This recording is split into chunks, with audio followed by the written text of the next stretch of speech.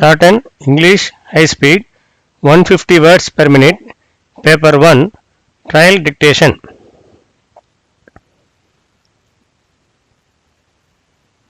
Be ready. 15 seconds left. 10 seconds left.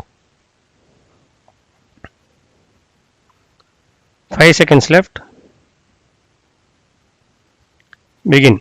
Mr. Chairman Sir, we have heard the speeches of the Finance Minister and the Leader of the House.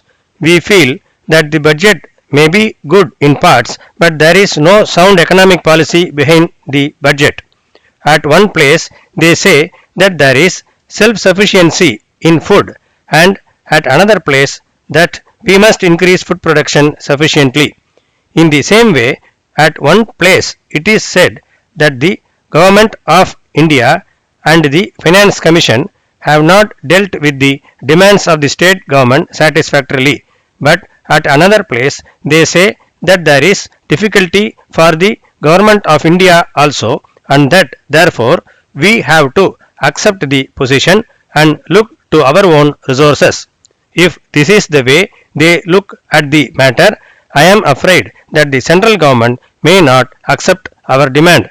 Unless there is some demand, it will not be given. Shorten English High Speed 150 words per minute. Paper 1. Code number of the question paper is 230. The passage is to be transcribed into longhand verbatim. 10 marks are reserved for shortened performance.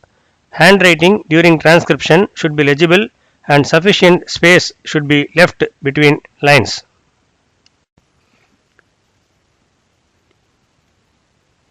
Be ready. 15 seconds left. 10 seconds left. 5 seconds left. Begin. Honorable Speaker Sir, I have great pleasure in participating in the discussion on the motion of thanks to the Governor's address. We are aware that the Governor has explained the broad policies of the government in his address. Before proceeding to my speech, I would like to thank the Honorable Speaker for having given me this opportunity. I thank the Leader of the Opposition for including me in the list of members speaking on behalf of my party. At the outset, I would like to point out that this year's address is quite the same as previous year's speech. As a matter of fact, I find that most of the programs have been repeated without much change. It is my humble request that at least this year the government should complete all the schemes so that in the next year's address we see a new set of schemes. The first point I would like to bring to the notice of the House is regarding the economy. We are aware that the rate of inflation is increasing day by day. The value of the rupee is going down and the people find it difficult to pay more for the goods and services.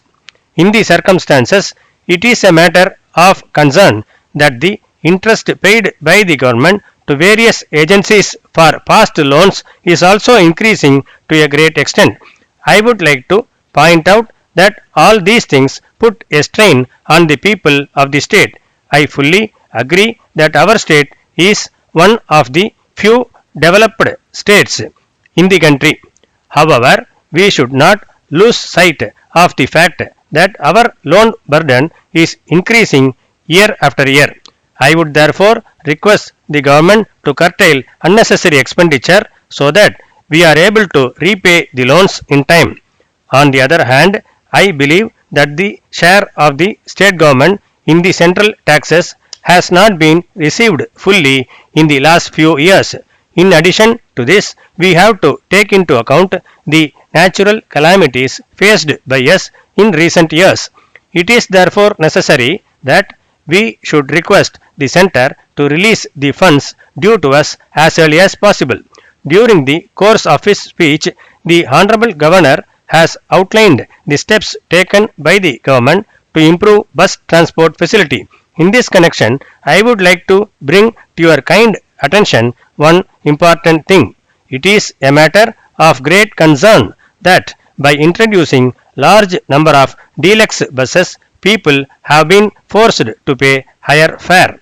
On the one hand, I do agree that our rates are lower than those in other parts of the country, but at the same time, I also find that the number of ordinary bus services have been reduced greatly and people are forced to pay more for travel.